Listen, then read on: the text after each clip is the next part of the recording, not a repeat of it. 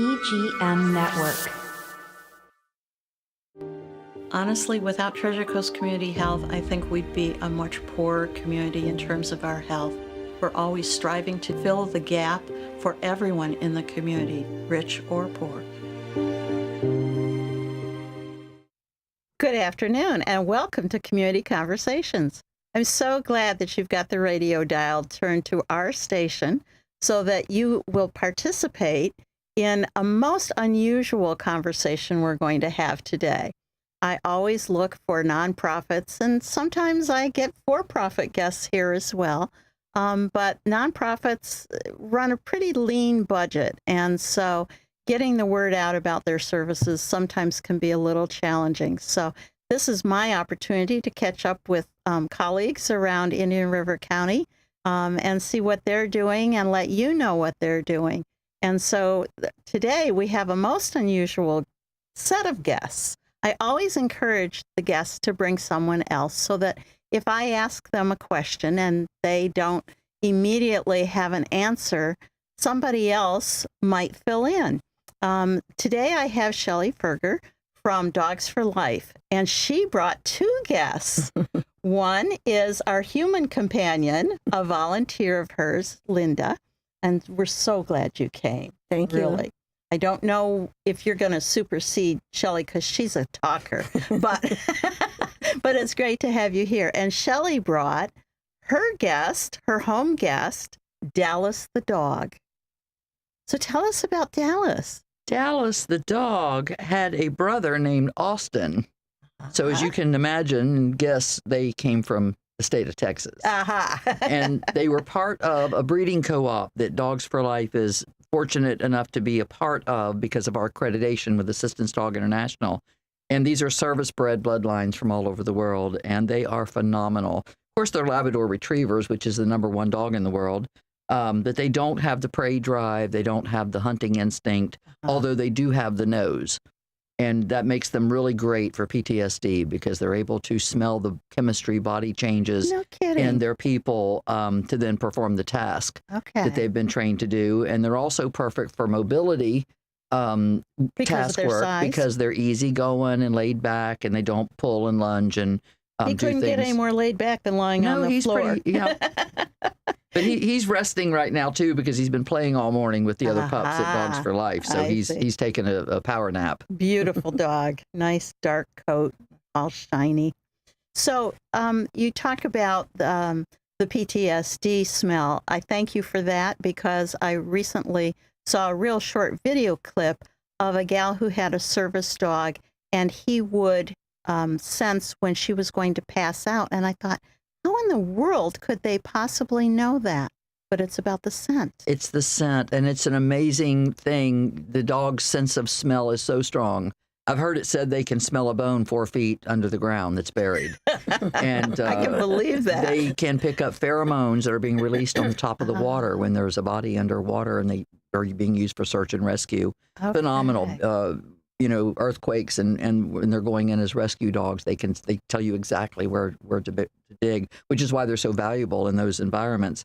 But for us in the medical arena, dogs were being used to detect cancers and in people a long time ago. And I remember seeing I think it was Dateline 2020, one of those. And at the time they had the Petri dishes and they were saying the dogs were like, I don't know, maybe 35-40% accurate.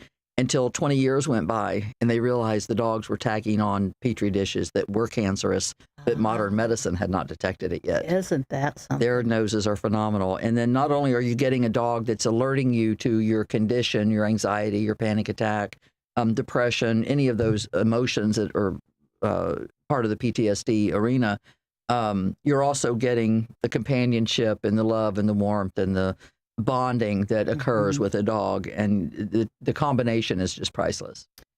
Absolutely, because some of those mental health issues are isolating issues. And so being able to have a loving companion there who's very non-judgmental. Exactly, unconditional. That's right. And also a social lubricant. So they will get you out, they'll get you out of the house to meet your neighbors and walk Whether your dog. Whether you want to or not, I want to go out. Yep. So, Linda, you are doing some things to help support Dogs for Life, I understand, as a volunteer. That's correct. I've been there over 6 years at Dogs for Life. And I have, it has fulfilled a part of me that helps others. Mm-hmm. And to be around an organization that is doing such a wonderful job. When I see the puppies being raised when they're just little, and then maybe a year later I see them out with as a team working in the community, that just keeps me coming back all the time. Do you have a lot of volunteers, Shelly? You know, when you mentioned a lean nonprofit in your intro, I thought to myself, if it were not for our volunteers, we could not keep the doors open. And it hit us like most organizations during COVID, and we're just now starting to recover a little bit. But we lost our staff. We lost a lot of our volunteers. And fortunately, working in the disability arena, in the veteran arena, where we are with a population of people that want to help each other. And so they're coming back, and the people that we work with or train dogs for want to help another veteran or just mankind in general, like Linda, come in and help us. I would say we average a good 40 active volunteers at all time. Every day of the week, we have one or two that come in and work at the front desk, and then we have an apprentice program where they're actually learning how to train the service dogs.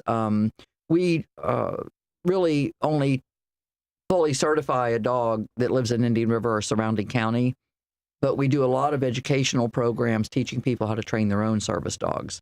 We have a contract right now with the VA, and they send veterans over every 8 weeks from West Palm and the surrounding area to learn more about service dog training. I think every therapist in this country is telling their veteran clients, you need a service dog.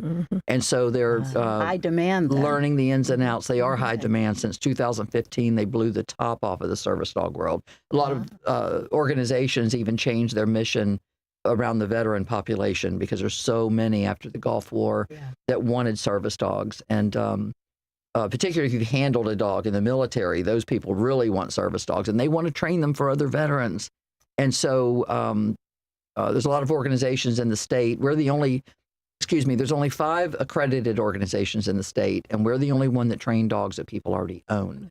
So that puts us a cut above, and then that causes us to receive a lot of calls from veterans in particular, but others throughout the state, to help them certify their own dog. So we do a lot of education through the Federal American with Disabilities Act, teaching people how they can do it themselves. Because, there's a lot of what we call quote unquote fakers out there with fake service dogs, and they cause a lot of problems for dogs that are properly trained. Yes. We want to teach people how to do it right. Because I think as many people that needs a service dog should have one, but you're right, they'll never acquire if they're waiting for an organization to place them. So teaching people how to do it themselves the right way with the right dog and to task train them for their disability is where we're really having the biggest impact within the state and actually in the country and world, because right now we're mentoring Israel, Brazil, and Ukraine. Well, you've been around a long time, so I shouldn't be surprised. It's amazing. It is amazing. Absolutely amazing. We've been accredited for 15 years, so it's put us in the forefront. And what's exciting about that for us is as this industry grows, and Linda could talk more about what she saw at the conference this year, but it's I don't know where it's going to go. It's limitless what the service dog industry can do for those in need. So combining the thoughts between the training and the volunteers, is it more helpful for volunteers? For an individual who might be interested in becoming a trainer to volunteer with you first, are those kind of separate You would have goals? Yes, you would have to. Okay. You get a sense of it's a how they It's a interact. 2-year apprentice program. So it doesn't happen overnight. Yeah. And everyone wants to touch the dogs. Everyone wants to pet the dogs. Everyone wants to be with the dogs. And that's great. And, there's a place for that. Like I'd love to have more qualified puppy raisers right now. But to have one of our puppies, you have to do it the way we do it. And so, it doesn't work for everybody. So what are the barriers to being a puppy raiser? Well, you have to allow a dog in the house. but not sleeping in your bed. So the dogs have to be crate trained. And that's the great thing about our service dogs and our puppy raising program is certain volunteers keep them from 8 weeks. Like, I don't want a puppy that's not housebroken. So I let other people keep it until they're housebroken, and I don't want to deal with them through their neutering and the surgery. So someone else takes it for that. And then once I'm called the finisher. So once the dog has had some basic training and the volunteers have worked and the puppy raisers, that's the best way to become a trainer, is to be a puppy raiser. But then depending on the animals you have at home, like if you had a lot of dogs at home, you wouldn't qualify because it's too many dogs. But it just depends. Everyone's situation, environment's different, but the more exposure the puppy gets to different environments, the better. That's what I was thinking we keep moving them from one to the other, so they all have to be crate trained. And if someone's like, oh, I think crates are cruel and I'm not going to put the puppy in a crate, when they transition to another home, it's difficult for the dog. So we have to play by the rules to make it easier for the dog. And then absolutely the person who's receiving that dog has to know exactly what the dog's routine is. And then eventually the dog is out of the crate, obviously, so they can work at night and that kind of thing. But the dogs, find a sense of security in their crate, and it's kind of their home away from home. Absolutely. I have a 14-year-old dog, as I said before we started, and she was not crate trained. Actually, we were her 4th owner. So talk about teaching old dogs new tricks. But she's found security in a crate now that we leave the door open for her. She's the only dog. She's the only kid, kid dog, whatever. But I can certainly understand where that safe space is essential to them. And Vicki, a lot of what we're doing is teaching people that dogs are dogs. They're not babies in fur coats. And there's so much that they do and the needs that they have that is specific to a canine, to a dog.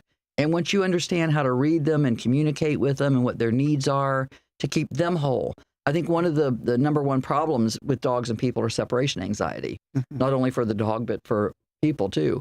But if people would understand why the denning instinct and crating is so important to a dog for that secure, safe space, less people would be anchored at home because they can't leave their dog because they destroy or they lose their mind because of the separation anxiety. Right. And it's a condition, really. It turns into a condition where if they were crated as a puppy or weaned into it eventually as an adult, they would be more secure and safe and quiet when they're left alone. You're such a smart lady about canines. We're going to take a short break on that thought. We'll be right back after a word from our sponsors, so stay tuned.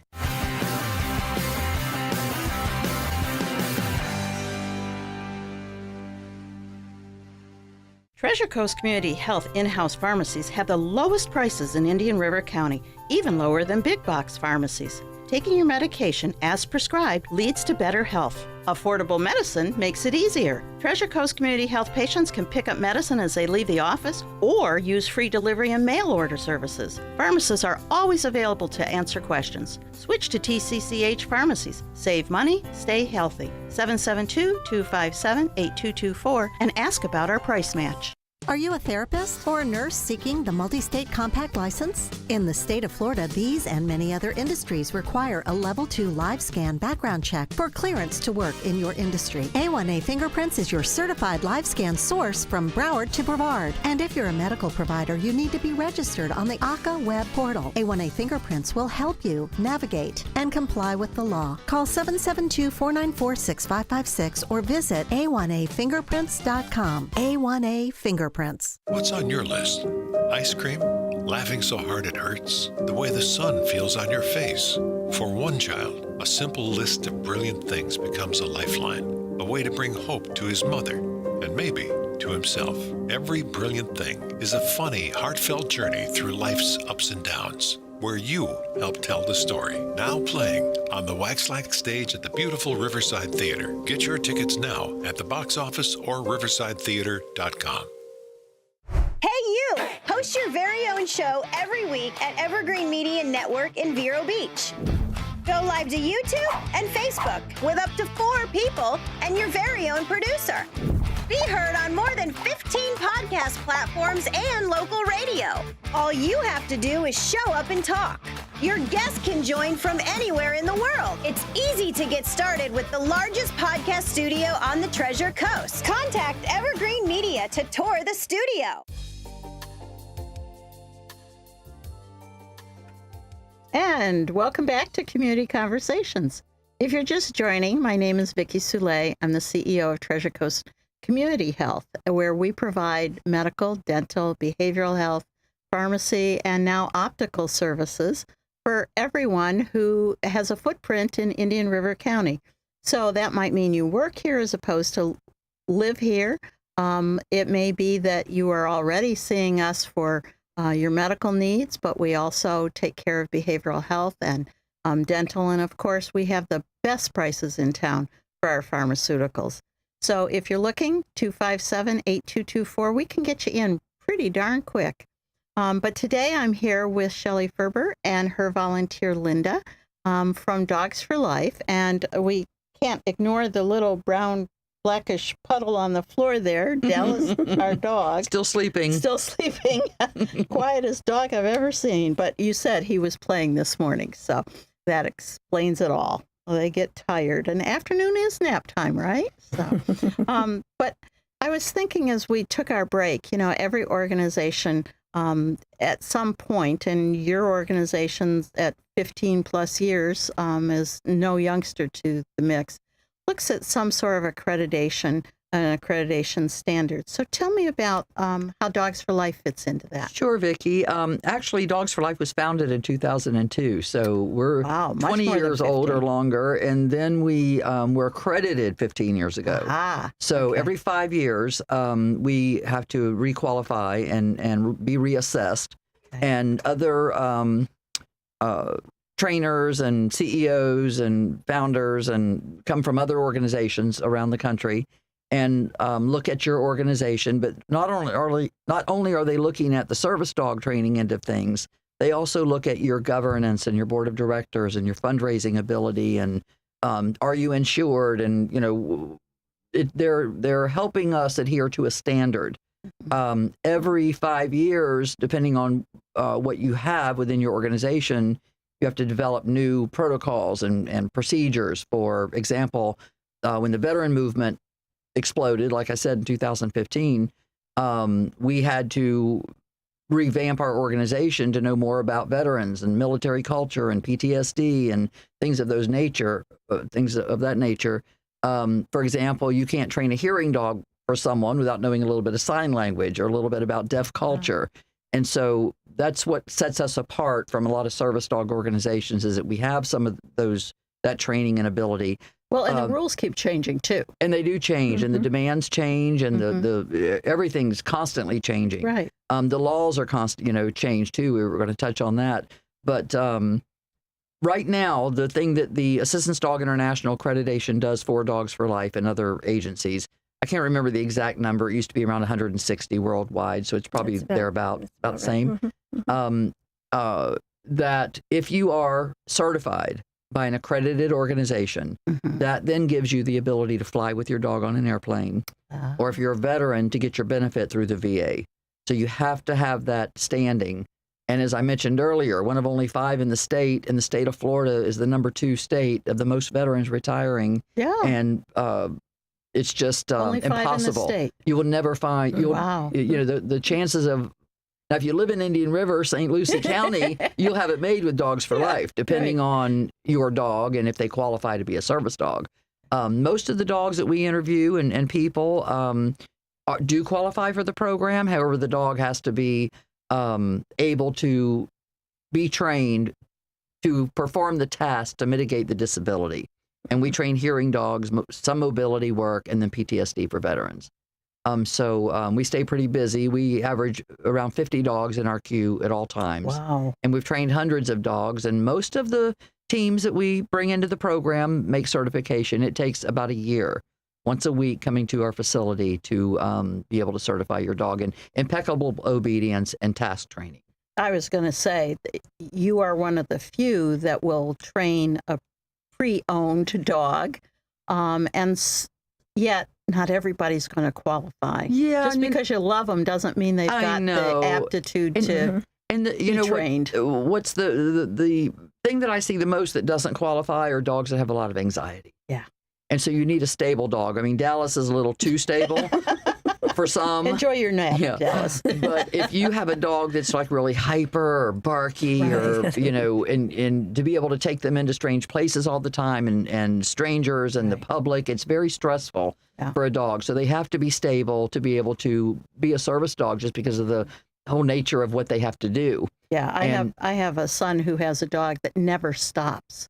I mean, this dog is an ADHD dog. He literally never stops. Well, you remember how I mentioned this dog is great for PTSD or mobility. However, he would not make a good hearing dog. Right. Because if the smoke alarm went off right now, he probably would sleep right through it. He probably would. So in that case, you would want a dog. It's got a higher activity level. Okay. However, not so much that they fall apart when they're under stress. Right. Exactly.